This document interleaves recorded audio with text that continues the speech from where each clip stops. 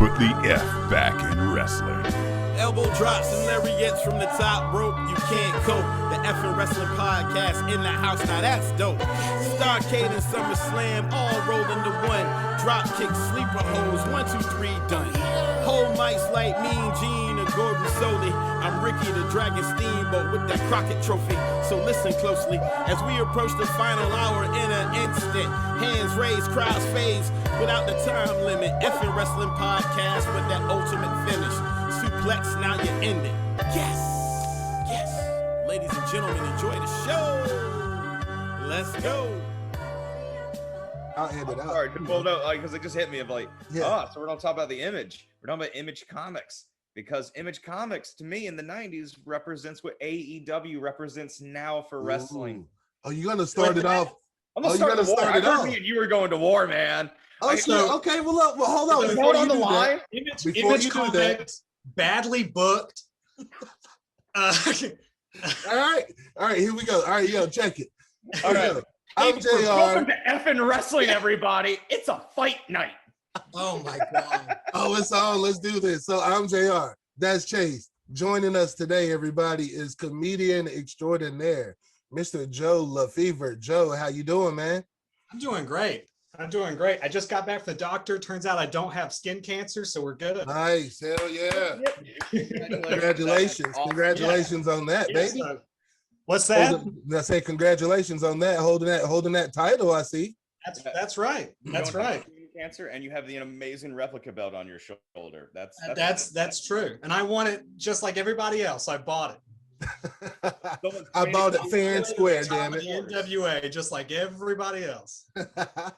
Hell yeah. So Joe, so I met Joe last week or two ago on a mutual friend of ours podcast, Mr. Wills Maxwell Jr. Go check that podcast out, episode 0. But Joe, I met Joe and found out he's a huge wrestling fan. So of course I had to invite him onto the show. In doing so, I also found out that me and Joe kind of have the same feelings about a certain AEW brand that's certain company, that Chase has a different opinion about sometimes. So what? And so you know what? I'm kind of just gonna sit back on this little conversation for a little bit because I want to hear what Joe has to say about AEW. And on that, we did not invite you here. I'm all jacked up on energy drink. I got my traditional coffee. Let's go. Right. But no, man, we want to have a friendly conversation also, man, because we have different opinions on AEW. That's cool. But we also want to know what got you into wrestling. Who you absolutely are. What inspired, man. We can disagree on AEW, but we can agree on everything else. Absolutely. Us disagreeing about AEW does not make us hate each other. No, it just makes one of us. One of us loves wrestling, the other likes AEW. That's the argument. It's like that's where it is. One of us that's where it stands. Likes real. It's like one of us likes sports, and one of us likes the showmanship of professional wrestling. One of us loses the idea of it being a theatrical event and just kind of focuses on the wham bam. It's a comic book. I understand. And one of us supports a company who told us it was going to be sports based and then shit on our faces. Yeah, but it's like what happened to our sports based analytics promised to us? That kind of went away back in like the went away immediately. Immediately. Hey man, it's sports. It's not a sport. Wrestling's not a sport. I agree. I agree. It's not a sport, but it has to find a nice median between they bit off more than they could chew on that idea that hey, wins or losses are going to matter. In that idea that's true, man. But then you have Tommy Dreamers who lose every single match and they're the most over guy on your card. And I get that. And that's the uphill battle. All I'm saying is. They're guys coming from all the top guys are all popular from New Japan. Yep. The Bucks, Omega, they're all New Japan guys. They all the only reason they're famous is New Japan. They're famous in New Japan, but like the Bucks are world travelers. They've gone. They made their. But I know them from New Japan, and that's it. I don't know them from Ring of Honor or any of that stuff. I know a little bit more of their other runs. That's what I'm saying. I think New Japan is where they blew up to the point where their world traveled now. I mean, they got shirts in Hot Topic and they didn't wrestle for a major US company. That is impressive. Yeah. Oh yeah.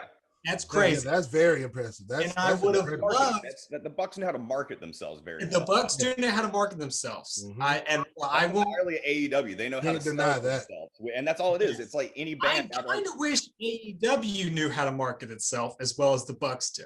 True. The thing is, AEW to me, and it's my big defense to AEW is within like the 20 years that it was just the WWE, it became here are the top guys, and the mid card became a nothing floundering system. Absolutely. For me, AEW has a really great mid card. Their mid card's almost so stacked that it's becoming an issue for their top brand because it's almost. I like Kenny Omega. I respect the hell out of that guy. His trilogy with Okada is like a modern masterpiece.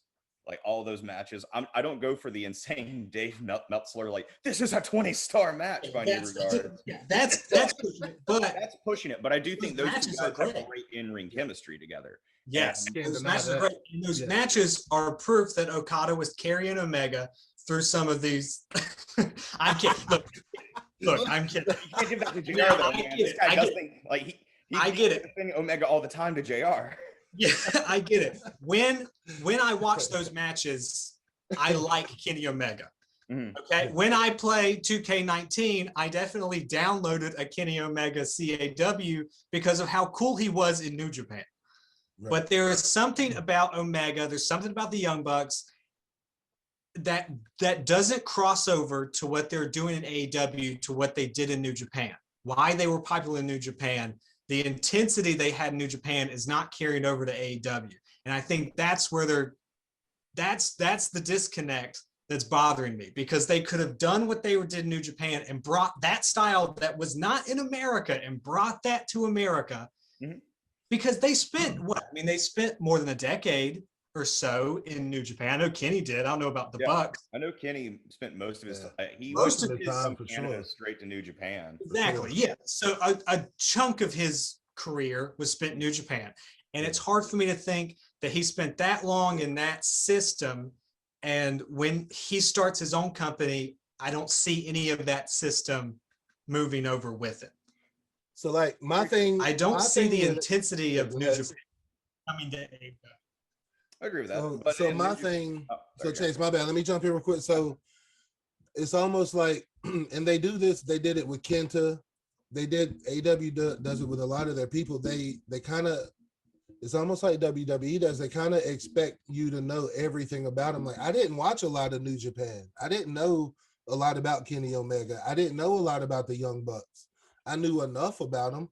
You know what I mean? I knew, their relationships and stuff with a friend of mine that, wrestled with them and everything. But as far as their matches, shit, I haven't even seen the trilogy with Omega and Okada. So in my mind, I can't really say that Kenny Omega is like this greatest wrestler that everybody says he is supposedly. And I haven't, I can't really even say that I've been proven that with his matches in AEW either.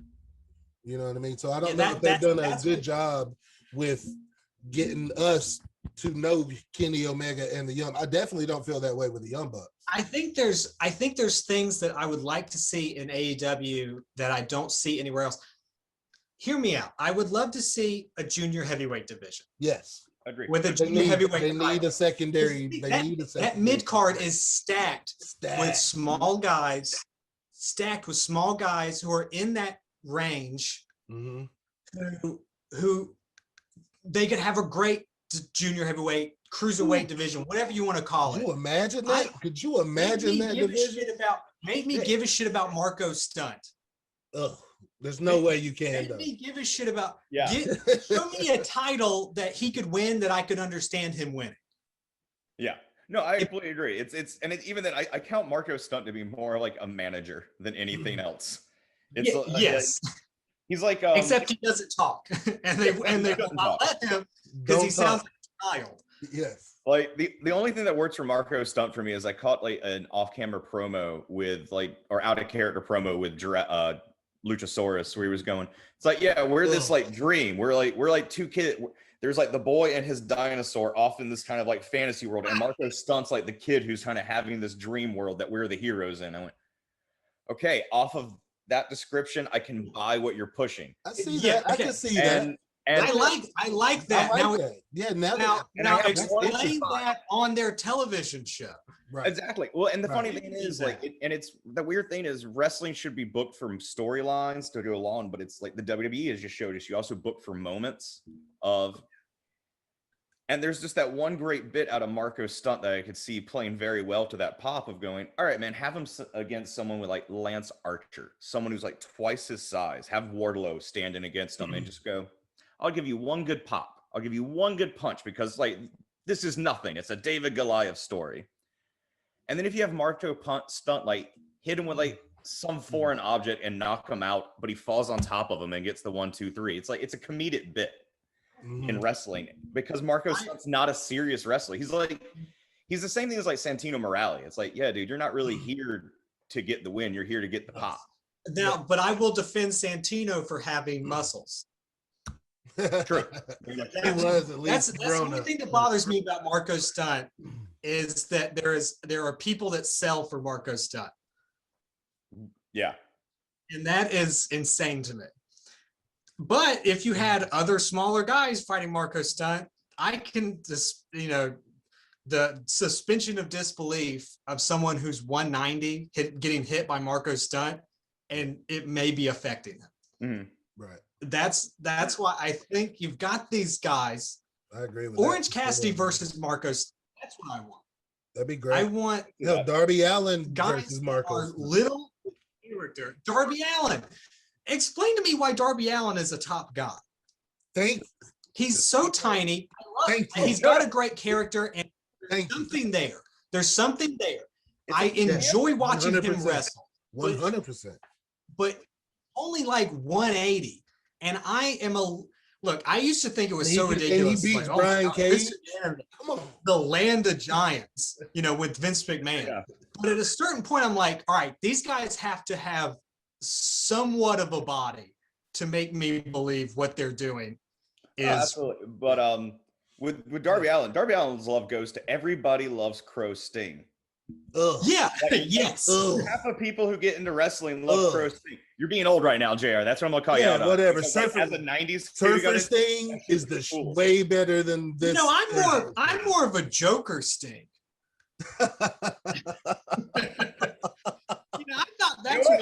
That's funny. This guy's a comedian. He likes Joker Sting. Yeah. Right. Yeah, that got the entire show silent. I'm like, yeah, Joker. Right, yeah. I was never a fan of this version of this thing, man. I don't know. It didn't register. I was like 12, 13 when Sting went like Crow Sting. So I was just that hype in 90s and going, this is cool. Right. And Darby Allin's like that cool return to that. I like where Darby Allin's at on the card. I could see how if you're a kid getting into wrestling off of aesthetics alone of he's an outsider, he's a rebel, he takes insane bumps. Like he does. Yeah, of wrestling. Oh, yeah. He takes some blind. I don't know if he's done it in AEW, but when he does like the body bag, when they put him in a body bag, yes, they have done a body bag. Yeah. That is some wild shit. You get in a body bag, and then like poor thumbtacks. Yeah, they did that. Yeah. That's I respect. Holy shit. 100%. Yeah. All I'm saying is do what you're doing, but be 205 pounds. Right. Put a little steroid in your ass and get up to 205. Go ahead and get that needle. Go ahead and get that needle, dog. You're good. It's that weird discussion. We've actually talked about this, JR and I, out there, because I'm not a good sports person whatsoever. I've kind of got into like football, basketball throughout this year, and I can understand why steroids should be banned from there. But I'm like, yeah, but it's not like it really benefits your win. Some scrawny guy who like pushes a pencil in the bat's going, hey, 110 kid, you're going to beat the 300-pound giant over there. Why? Because the audience just really wants to see it tonight. let's go for it. It's but you know who did that really well? Not to stay off AEW. Bret Hart was a little guy who knew how to tell a great story. Like every one of his matches was, I'm gonna break your legs, I'm gonna break your spine, I'm gonna lock the sharpshooter in on you, and I'm gonna remove you. Like his matches with Diesel are great because of that. Of being a little guy who knew and there's a little bit of that, and it's another thing why I don't like Omega, because I just watched an interview not an hour ago where Omega's like, chain wrestling, what is that? And it's like, it's fucking chain wrestling, you piece of shit. Learn how to do it. It's like, are you serious? There is a technical aspect to wrestling. But Tank out, man, that's also Kenny Omega's character. Is it though? But isn't chain wrestling a part of being the greatest wrestler? Yeah, man, but if you think you're above it, isn't that just your thing? Of like, I come from New Japan, I do a lot of rights, I do a lot of knee strikes. It's the same thing. Like, if MJF can give middle fingers to 5-year-olds in a line and everyone can praise him for it, then somebody MJF is great. Then someone who considers himself, man, I'm the best wrestler. I'm above it all. I threw my pin at the screen. We've started early.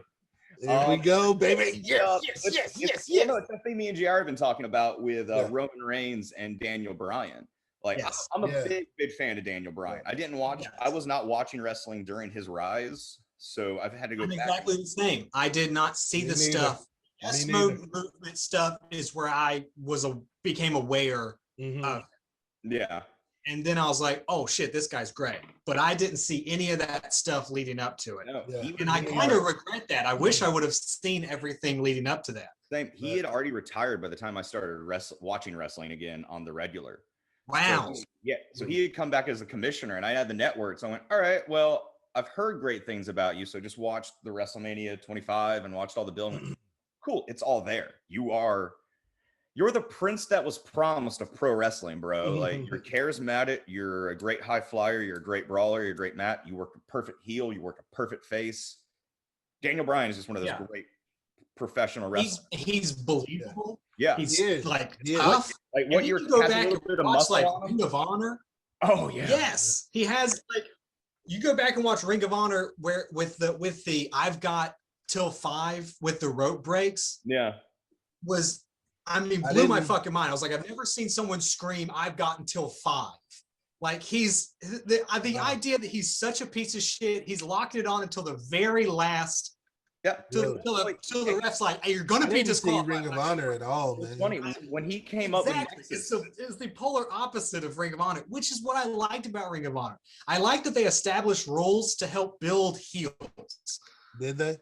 See, I didn't watch Ring of Honor at all. I was out of wrestling. I started watching a little bit of Ring of Honor. I didn't see really much of all of it, man. Yeah, I think I got into Ring of Honor. Now I don't watch it now. I have a very hard time sitting down and watching wrestling now. I watched WrestleMania. I attempted to watch WrestleMania. Okay. I missed like the first 3 matches on the first show, and I came in on the Bad Bunny versus the Miz and Morrison, and I watched Bad Bunny hit a Canadian Destroyer, and I swear to God I was going to have a heart attack. I was so mad. In a good way or a bad way? No, I was so mad. Really? Hey man, you got to give him credit though for outside talent who came in. That's some of the best work for a non-wrestler.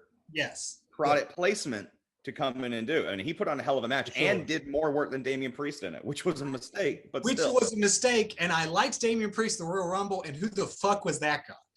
Like, where was the Royal Rumble Damian Priest that was like kind of scary? He's on the main roster now, so he's not there at all. Yeah, he's not there anymore. Yeah, that dude's gone.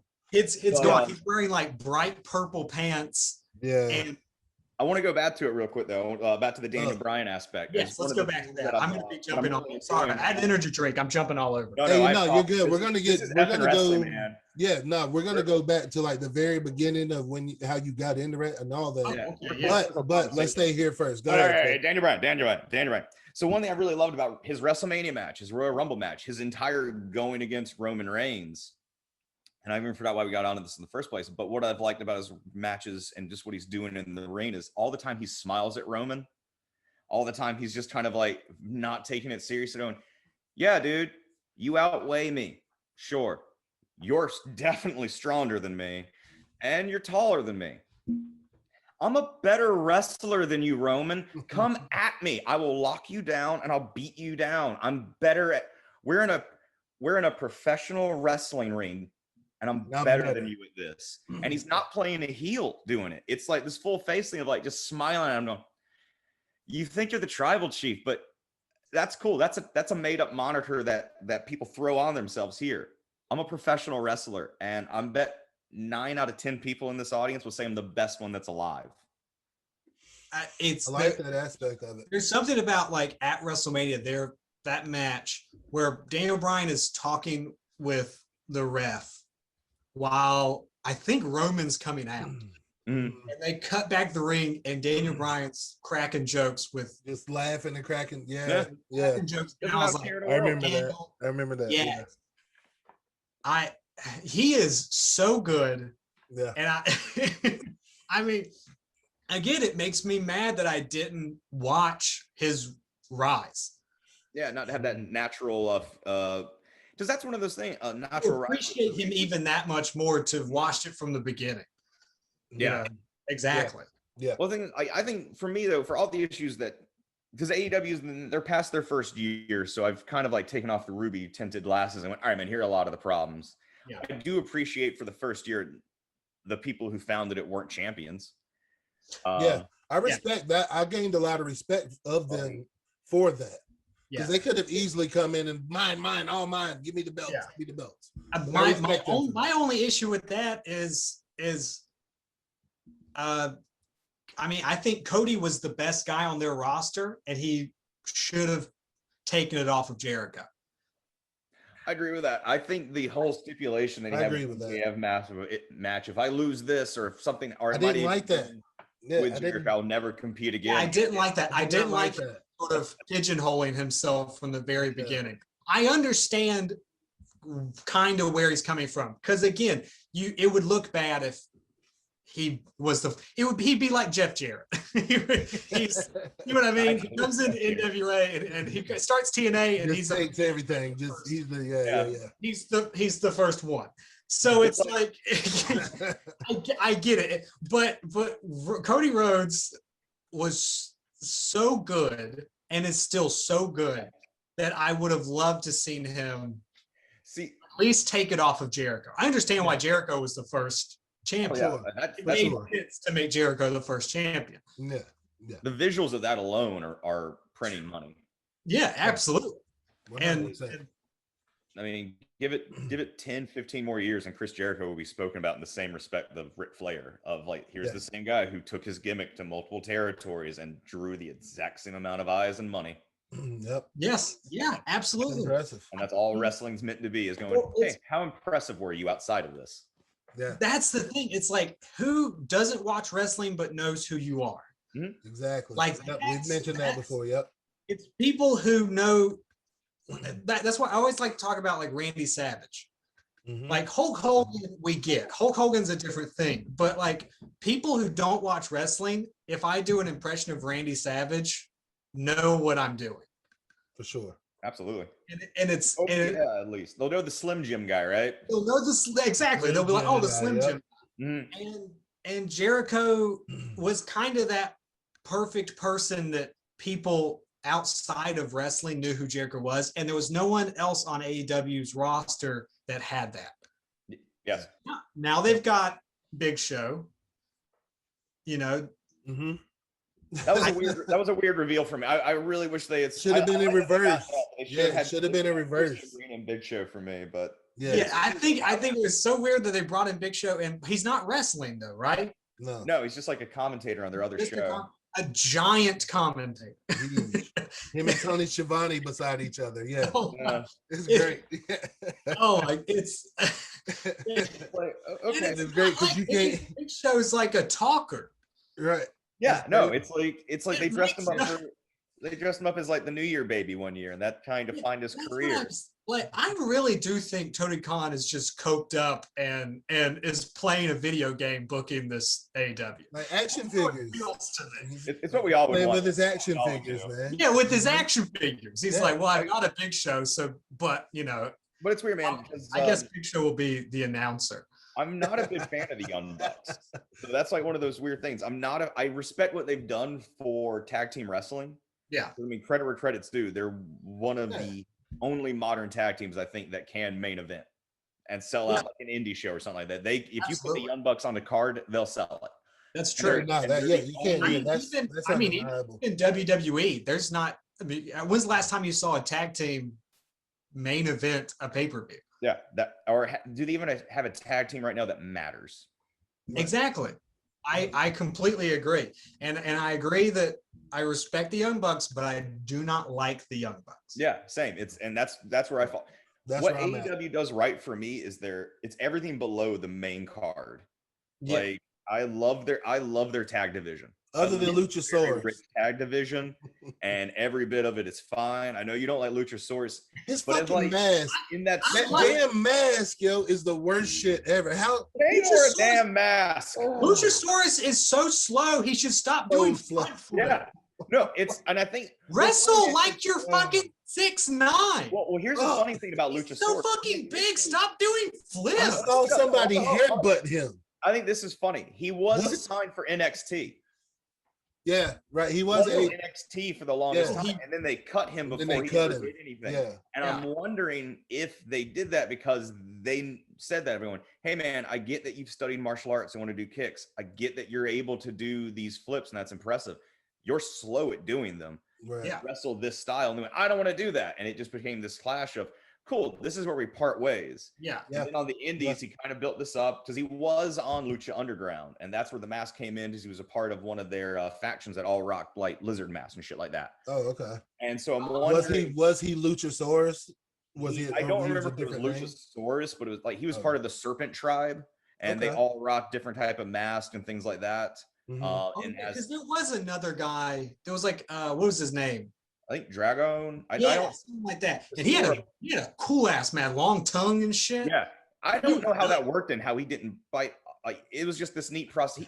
So this guy named Dragon JR had this like prosthetic tongue that he would like whip in and out during matches, like, and it was this giant fake thing that he would just like, and there's like spit and blue goo would come out. It was awesome. But then he would just like slurp it back up and like spit it out a few times during the match. And like, how are you doing that? Okay.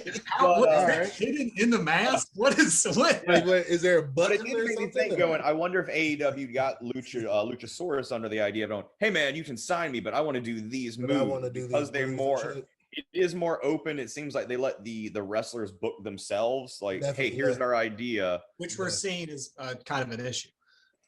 Well, it's the same. I like to compare like a lot of wrestling to theater. I mean, it's a daytime television show. It's like a soap opera. It's like a combo. So it's like a Marvel. It's all like Marvel movies. Like you're doing individual plot lines to build to pay-per-view events, which is just your Avengers film. Yeah. And I think you've noticed. I think it's become one of those apparent things. Paul Levesque, man, Triple H is one of the best minds in wrestling. You just look at NXT and how that gets booked. Of going, every one of these plots makes so much sense moving forward, and just they flow and then they converge so well. Yeah. And I think we've learned the problem of AEW is, man, if everyone's in the room saying I'm the toughest guy in the room, well, then no one's, then who's? Then no one's the toughest guy. It's like that Reservoir Dogs scene when they're naming and you're giving out the colors of going, no, man, I assign the colors, because then you have like 5 guys who don't know each other. They all want to be Mr. Black, and everyone has a problem with each other. And now it's like a real shoot fight, and I don't need that.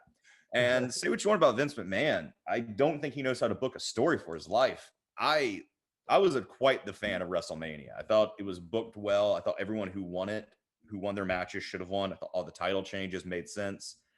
And it made me excited about where the product's going forward. Mm-hmm. And it was, again, Bobby Lashley won. I was happy about that. I have more good things to say about WrestleMania than I have bad things. It's certainly not the worst Mania I've ever seen. That was like 3 years ago.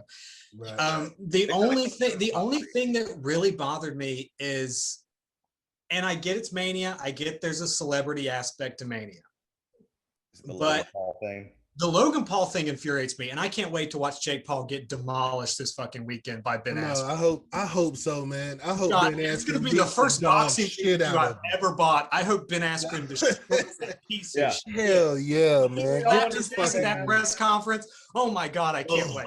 So I literally have I was trying to watch wrestling to prepare for this, and I got into that Ben Askren stuff, and my YouTube has just been me watching podcasts about talking shit about Jake Paul. But word up, man. This one felt like they gave so much to Bad Bunny, and I get that he loves wrestling. And I love that he took the 24/7 title onto SNL. I thought the 24/7 title's perfect for celebrities. Yeah. I think that's where they should have kept him in that realm. And they could have used his popularity to make this little 24/7 title even more popular by getting it to WrestleMania. Yeah, I absolutely agree with that. But instead, I see what you're saying. Instead we get Bad Bunny, a guy who's probably trained.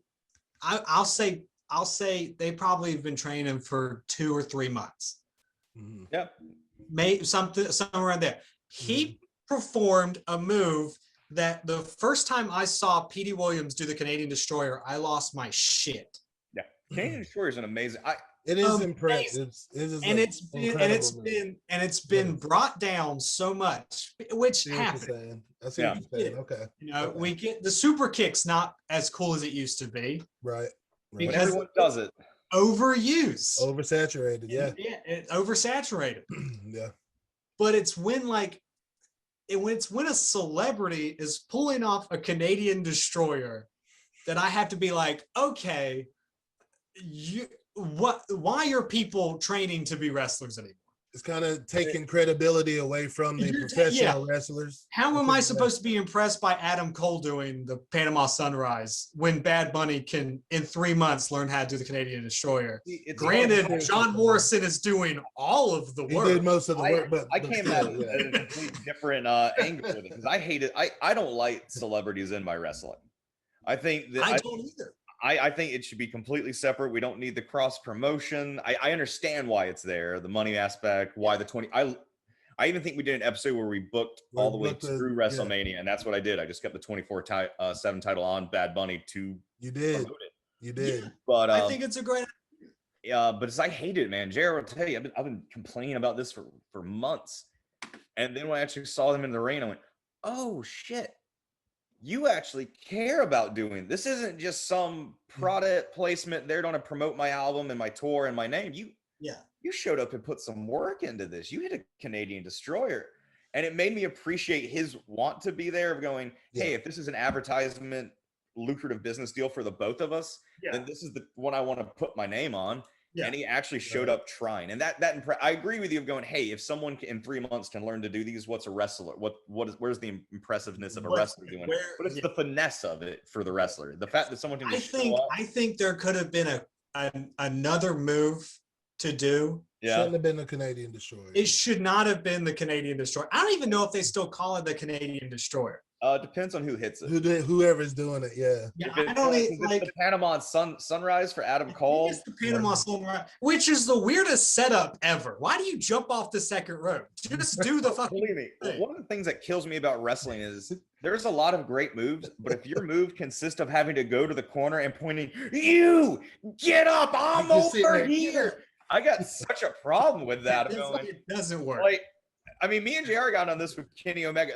I really love New Japan. We'll go on this in a second. New Japan is one of you talk about feeling like a sport and where's that? New Japan feels like cool. There's professional wrestling over here in the States, and then they have this weird hybrid of that's real, right? That's what we're trying to. It feels so real. Kota Ibushi actually punching Okada in the head. And it's the crowd's just like, what the fuck is happening? Is he he's just hitting him and hard in the head. And I was like, it's scary to watch New Japan. Oh, when they lay in foreheads and you just hit that solid moment of drip. You just concussed yourself the hard way. It's insane. And I wish that and it doesn't have to be that intense. But just a version of that, I wish AEW would adopt. I agree. That's my big issue. I think they've done an interesting take, but it's a flawed take, and they'll figure it out. AEW has so much of my favorite talent. They have the Lucha Bros. I have to love. I mean, Lucha Bros are the shit. anyone smart enough to sign the Lucha Bros gets my love. I will say that I like their roster. I like the best friends. I even like the best friends shit with the mom's minivan. That's one of our that's awesome. That's like the best to the special friends I've seen in like 5 years. Like him coming back after that injury, like Trent coming back out of the injury and getting out of his mom's van, and he's cut his shit. I was like you can't call him, like you can't make fun of him because he's out of his mom's minivan and he looks better than anyone else. Beat that ass. He will beat that ass. Right. Beat your ass after getting out of his mom's minivan. Like a few episodes ago, we did fantasy factions we'd love to see, and I did the Super Friends that would consist of like Orange Cassidy and the best friends, but it's if you had face Bailey and face Keith Lee join. Yes. And yes. I would just want them all to, like, what's their entrance? Well, Trent's mom drives them down, and I'd want them to all get out and just be handed like, here's your juice box and your lemon wedge to like your orange wedge to the ring. Absolutely. But you also the visual of everybody getting out, then Keith getting out at the end of the van. And the van like lifts up. That was a fun obviously episode, in the back. Yeah. Or they have to open like the back of the van. And like everyone just calls her thanks, Mrs. Trent's mom. Like you do when you're live, and it's like you're talking to your friend's parents, like thanks, Mrs. Trent's mom. Like that just made me so. That visual made me so happy of all of them as a team. Yeah, that's what I like. Like I think AEW could do a mix of the comedy, but not the comedy to the point. Like don't let Orange Cassidy and Chris Jericho have like Sunny D match. Yeah. Oh my god. Like that's I didn't even watch that match. I didn't even watch it. I paid for that. No interest in seeing that bullshit. I haven't bought a pay-per-view and since Matt Hardy almost died in front of me. Yeah. And there's some things that was scary, right? I really do not like. Yeah. That pissed me off so much because fucking that referee, she tried to not have carried on. Yeah, she tried. Yeah. They made them go back out there. And then he took another bump. Oh. Fuck. You're not your brother, Matt. What are you doing? Yeah, exactly. Like, you don't fall off things, bro. Dude, you can barely walk. You have can like barely walk. Chill out, children. man. Yeah, like Matt, you can actually play a role. You don't need to jump off things to impress us. Yeah. Like, sorry. And that was such a hard landing. And the back of his head on the concrete. It was completely missing the tables and hitting the back of his head on the concrete from like 10 feet. Yeah. It was uncomfortable to watch. It was horrible. So I have plenty of things I don't like about AEW, but I think they've got it. There's something there. 100%. It's cool to have a different. It's cool to have another product. And that's it. You know, just for the wrestlers, for the fans, it's good to have competition in wrestling again. Yes, I agree, and it's good. I like the idea that guys in NXT or guys in WWE. I think of NXT as a different fucking brand and like a different. I like that they have the ability to be like, oh, well, I'll just go to AEW. Right. I'll go to AEW. I'll probably be paid more and I'll probably wrestle less. Right. I'll get the call. I'll at least have some kind of creativity involved in my matches, though. Yeah. And my promos won't be scripted. You know what I mean? Rest his soul. Brody Lee, man, finally like wrestled for WWE for how many years and had some cool runs. I like the Wyatt family. He was IC champion, tag team champion. I thought the Bludgeon Brothers were cool. Yeah. But he was no personality. He's just a big guy. And then when you go over to AEW for the few months that he was there, the Mr. Brody Lee angle was a lot of fun. I will say more personality came out. The only thing I didn't like about the Brody Lee stuff and the Dark Order stuff is Brody Lee, like I would see promos where he would so much profanity. And it was like to a point where I was like, all right, this is extreme. Like, you're getting to the point where it's like, I'm starting to think this guy can't cut a promo. He can only be loud and swear. Loud and cuss. Yeah. Well, I wonder if that played more into the Vince McMahon aspect of the character of like, I wonder if Vince McMahon in meetings is just loud and profanity laced when he's. He has to. That's probably why they always turn the cameras off and make them leave every time they're going to have a meeting. Yeah. So I sit back going, I wonder if that's just Brody Lee or if that was just more of this. Okay, man, we get it. You're knocking Vince McMahon. Yeah. Let's move on with the gimmick. Yeah. There was that. I was like, all right, this is a lot. But the whole like cult leader thing, I think is interesting. And if done correctly, can work. I think he should have gone a little more. If it was me, I would have cut his hair, slicked it back, put on like those Jim Jones glasses. Oh, I would have had him doing a real like. I would have had him shooting vignettes in like a weird hut, where he's got like hundreds of Dark Order minions in a church, listening to him give sermons. Like the whole Dark Order thing, man. I wish when it was going back to like the recruiting people and all that shit, I wish they wouldn't have gone away from that. It's almost too cool now to be a heel faction now. Yeah, they can't be a heel now. If he would have gone into the way of like a cult and had his people who wrestle as like lieutenants in an army, and an army of faceless, masked Dark Order people that don't wrestle, but they exist. These are like Undertaker's druids. Like it was better when listening to sermons preached by Brody Lee. That's what I wanted. 100%.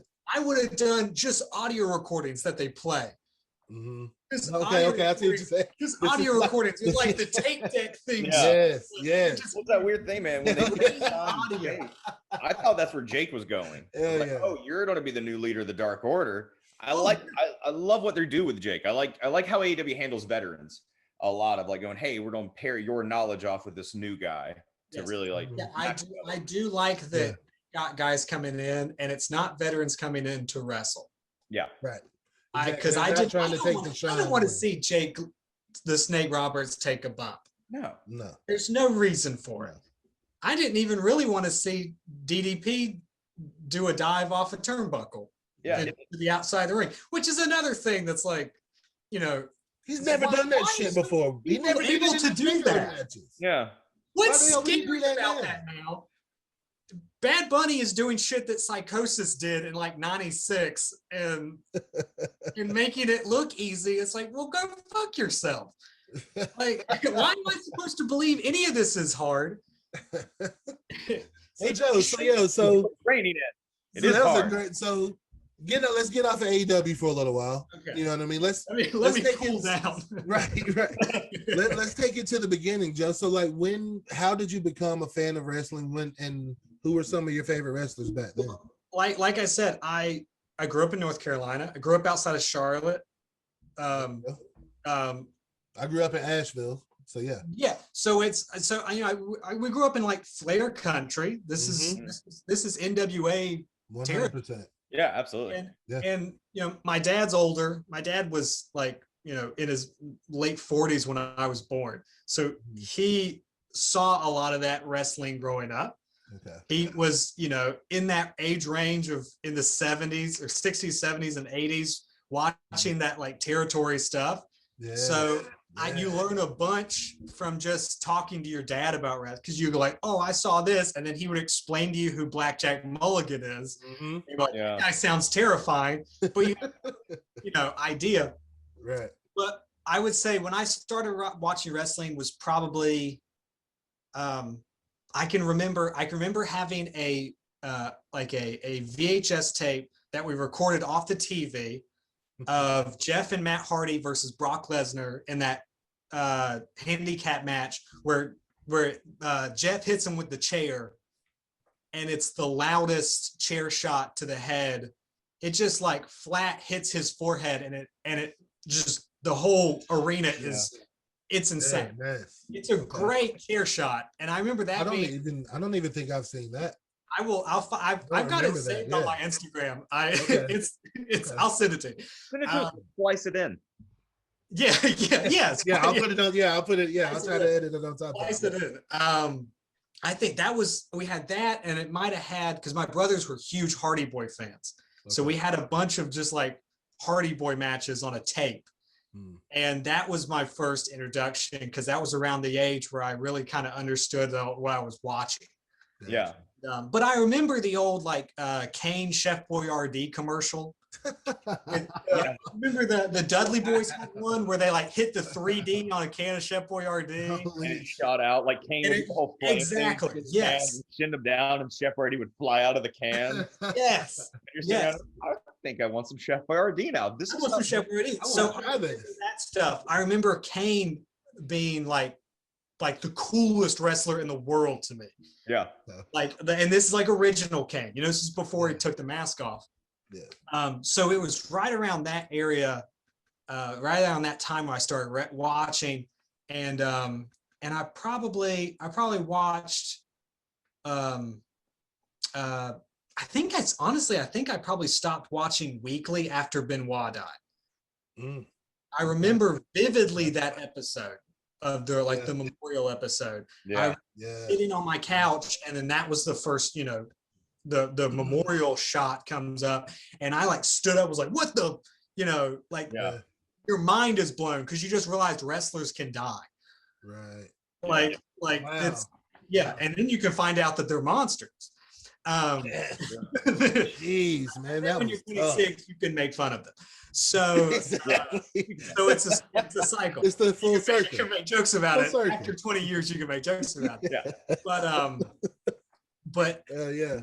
And then and after that, I think I kind of stopped watching. Slow down a little bit. Around 2008, I got back into it. Hardy had come back. Yeah. But during that time, I had watched TNA. I watched a lot of TNA Impact, and I got really into like the X Division. So I thought the X Division was, I was probably like 10. That was the coolest shit in the world. Because that's like their cruiserweight, like you said, you wanted like a junior weight division. Yeah, that's what I'm saying. I think the X Division was a perfect example of taking these smaller guys that no one knows and giving them a reason to be on television. It's what put AJ Styles on the map. Exactly. Is it? Okay. I didn't watch any of that. I didn't see any TNA, any of that stuff. I didn't watch a lot of TNA. I didn't watch any of the early stuff. I catch very little of it. I watch sparingly now. Like I'm going back and watch matches from TNA, but I don't know. Yeah, I didn't know. That's all. I've heard a lot about that. I would say I think Unbreakable 2006 is the AJ Styles, Christopher Daniels, and Samoa Joe 3-way match, which is the only TNA's only 5-star match. Yep. And it is outstanding. So Christopher Daniels was good at some point. Oh, he was amazing. Because he's fucking horrible now. JR hates Christopher Daniels, but I feel bad for Christopher Daniels. Because he definitely has that like knee-locked Matt Hardy syndrome. That Matt Hardy look, yes. That where it's like it's when he does a front around for 20 years. Yes, or he does a front kick, and you're like, oh, you're using your hips. Your whole leg. Yeah, he moves like an action figure. Like he's got like 3 points of movement on his body. Oh, so that's what happens. Okay. You wrestlers just become the old not the Hasbro figures, the old Jax figures where you can just move them at like the shoulder. Exactly. They get this motion and their legs go up and down. That's it. Look at my authentic frog splash. It bends here and here. The best frog splashes though ever. Yeah, they've got a great frog splash with nothing else. But yeah, and then I kind of kept track of TNA as much as I could as a 12-year-old with ADHD. It was hard to really keep track. That's why X Division was so great. It was fast. Yeah. Like watching hockey. It's like it's fast and something's always happening. I don't have to give a shit about them talking to each other. Yeah. And then probably around 2010, I just stopped entirely. Okay. 2009, I went to my first live wrestling show, NWA Charlotte. They started doing tapings in Charlotte at a warehouse, and my cousin worked on their production team. So he got my dad and I tickets. I met Raven. I met a guy named Better Than Sex Joey Sylvia, who I still think about. Like, where the fuck is that guy? Wait a minute. Where the fuck is Better Than Sex? I saw Better Than Sex Joey Sylvia. Wow. Where the hell is him? If anybody finds him, direct him to F'N Wrassling if he's still with us. I would love to talk to that F'N Wrassling because I would love to talk to him. Shit. I remember I went up to him. God. He did a backcracker off the second turnbuckle. The guy was sitting on the top. He hits him. He hits a backcracker out of the turnbuckle. And I was like, oh, that was really cool. That like backcracker out of the turnbuckle. And he's like, oh, thanks. He looked at me like, why do you know wrestling moves? He's like, you're like, well, like why do you 12, know kid. the names of wrestling? Yeah, stop knowing the names of. Don't you go home and do that. No. And I watched Scrap Iron Adam Pearce wrestle Brent Albright for the #1 contender match for the NWA The title. NWA title. Yeah, Okay. I got to see all these matches live. I got to, I watched Raven DDT. What was that guy? Lodi? Yeah. Oh, Lodi, yeah. He's still wrestling. Lodi's still wrestling. Raven came in and wrestled Lodi for, on a Lodi's in a show this weekend in Lumberton, North Carolina that I try to go to, actually. Yeah.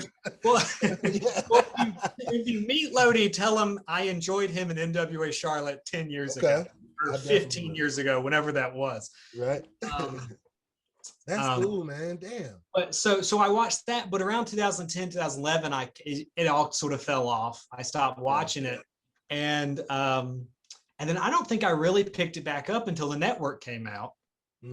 Network came out, and then we realized, like, oh, we can watch the pay-per-views. Yes.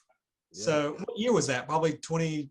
That was like 14, 15. Yeah, somewhere in there. I was in college when my son got into wrestling and stuff. Yeah. So that's when I got back into it around 14. Yeah. And it was probably a lot for a lot of people is the network was a great way to like, all right, what the hell's happening? I can go back and watch things. Yeah. I can go back. I watched a lot of WCW. I went back and watched a lot of WCW. That was my time. Like I'm 41, so that was my shit. Growing up, WCW was because in the mountains of North Carolina, like WWF didn't really come. No live shows ever came through. Yeah, or anything like that. So we would go to WCW shows all the time. It was See that and shit. And plus WCW was, I mean, let's be honest, WCW was NWA's next thing. For sure.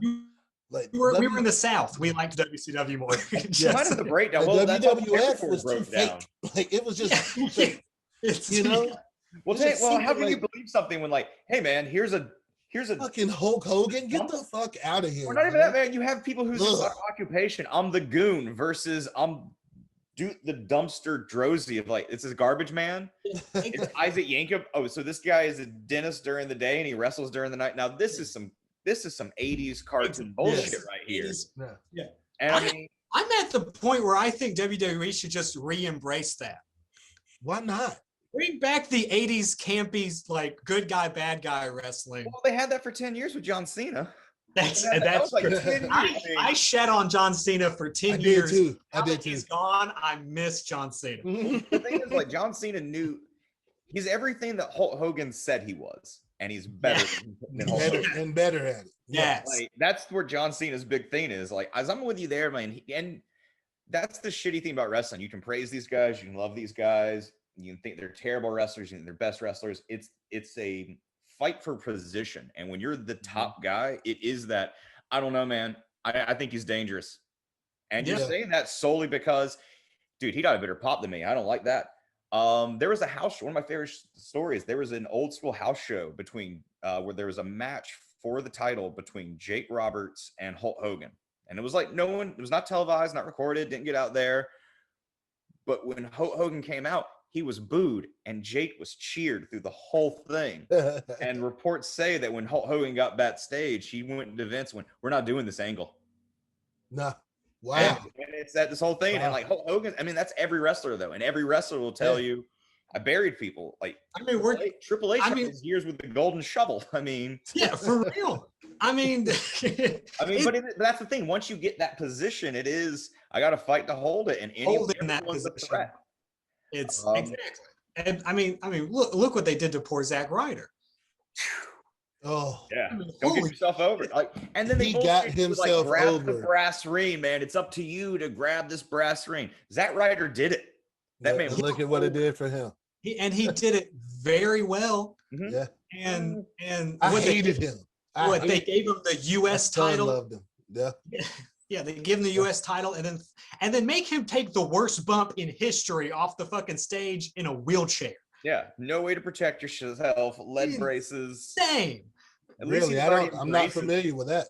Like Kane shoves him. He's in a wheelchair. It's like he's in this bad luck scenario where John Cena stole his girlfriend and stole his title. And good guy John Cena. Good guy, yeah, good guy. Good guy John Cena steals fan favorite Zack Ryder's girlfriend. That's how well written this shit.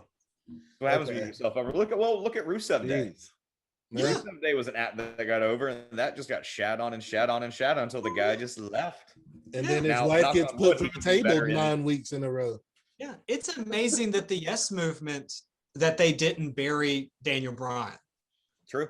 Right. It's honestly amazing they didn't bury Daniel Bryan. I don't even know how it didn't happen. Yeah, that is hard to think. That is damn, so confusing because he was another guy who didn't fit the mold. No. Got over to the like mainstream popularity. I mean, he had people at like other sporting events doing the Yes chant. Yeah, that's crazy. I mean, that's it. That's insane. Because Vince don't like you to get bigger than the company. Yeah, he was. I mean? Yeah, unless he has control over you. Unless there's like some way he can like keep things around. Like it's like not to break away from wrestling. I just watched a marathon as I saw was on Hulu. The Young Rock is on there, and I just marathon that show, and it's so weird, and it's sitcom-y. So that's a whole other conversation. It's very, very sitcom-y. But the strange thing is the depiction of every wrestler in it. Like Andre the Giant's in it, the Wild Samoans are in it, Randy Savage is in it, the Iron Sheik's in it, Vince McMahon has showed up in an episode, and I'm sitting there going, these are such the G-rated versions of these guys. Where's the strippers? Where's the strippers and coke and booze? Psycho stories for you. Like, I know there's cocaine. Where is it? Cocaine somewhere. There's this bit, man, where like Randy Savage walks up and and they're having this like huge family get together for all the wrestlers to have a barbecue for the show. And it's like, Randy, where's Elizabeth? Oh, she stayed at the hotel. Yeah, you fucked her you locked her in there, dude. No one couldn't leave in there. Yeah, that's. I was like, I can't suspend my disbelief to think Randy Savage left her alone in a room. Yeah, but that lady was taped to his arm everywhere. Hell yeah. But the point. But back to my point of like, unless you're protected, I mean, look at The Rock. He can show back up, cut as long of promos as he wants. But Vince McMahon has a depiction. He has one scene in one episode of Caught So Far, and he is the nicest, sweetest. Most like, hey, don't you worry, I got your back individual I've ever met. And you know what? I'm sure if you've made as much money as The Rock has for him, he is that way towards you. I'm sure. I feel like the Rock can't in his sitcom make Vince McMahon out to be anything more than the Walt Disney of wrestling, and even Walt Disney shouldn't be credited by Disney anymore. You know what I mean? Right. Yeah. I'm waiting for him to get canceled. To be totally honest, Vince McMahon is probably the Walt Disney of wrestling. Yeah, he is. That's probably the best. He's here on F'N Wrassling. Vince McMahon is probably the best way to describe it. Yeah. That is. I'm not. That's it right there. Damn, Joe, we didn't even get to scratch the surface with you, really, man. You know what I mean? Like, that's real quick, just we got to wrap up soon and whatnot. Just Mount Rushmore. If you could pick 4 your Mount to put on your Mount Rushmore of wrestling, who would you pick? Randy Savage. Nice. Shawn Michaels. Fuck. I know. Put you on the spot. Sorry. Malenko. Ooh, nice, man. Malenko and ooh, I love this. Yeah, dude, it becomes a weird breakdown of who you like over who really like. What have you done for the industry? It's like it always. That's awesome. You know what? Fucking Ron the Truth Killings. Nice. Yo. I fucking loved Ron Truth in TNA and his career, man. His career going, and he has not aged a goddamn day. What is he, 60 now? What the fuck is that? He is in incredible shape. And the stuff he does with the 24/7 title. It's great. Yeah. It fits him. Challenging Paul Heyman at the Royal Rumble is hilarious. When he just runs into a normal match and then has a ladder with him. Yeah, he runs it. Puts it up. Everyone's just like, stop their match. And he just climbs up for it and then looks for the belt. You're like, It was great. He's like if there is a mold for comedy wrestling, it's R-Truth. Yeah. absolutely. Yeah. Because like not only is he a badass who can wrestle, Mhm. but he's so entertaining. So like if like that's gonna be my 4. That's I a respect thought that about answer, amazing. Joe. Yeah, I like I had that to list. really for think sure. about it. It would probably switch up, but like Right. off the top of my head, that's my 4. Savage and Michaels have to be there. Yeah. Okay. And Malenko because I love technical wrestling. I love Me what too, Malenko man. is Me doing. too. And That's awesome. R-Truth. Okay. Yeah, that would be my top 4. I respect that. I Okay. was a huge Dean Malenko fan, man. His Yeah, entire For sure. his rivalry. Again, cruiserweight sure. title. WCW's cruiserweight title was an amazing division on itself. Yeah, that's what I'm saying. I think, and that's again, I come back to it. AEW needs a junior heavyweight division. They've struggled with it for a while, but NXT and with 205 Live, and then moving on to the cruiserweight title to NXT, WWE has done a really good job with promoting a new cruiserweight division. I feel I'm kind of happy with what it's doing with. Yeah. I know I like Santos Escobar. Mhm.